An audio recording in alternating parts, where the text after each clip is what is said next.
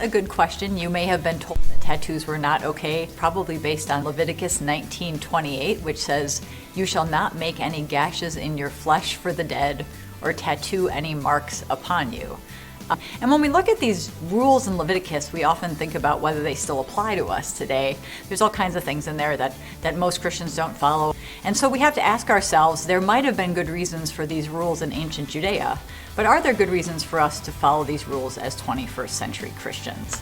And so one of the things I do is I try to figure out, well, how did Jesus wrestle with these commandments? I always go back to Matthew 22, verses 37 to 40, which says, "Love the Lord our God with all our hearts and minds and souls," and that's the greatest commandment. And the second one is like it, to love your neighbor as yourself. And so, through this lens of loving God and loving neighbor, I don't think there's anything that separates us from God. And so I'd say there's nothing that forbids me in the scripture from having tattoos.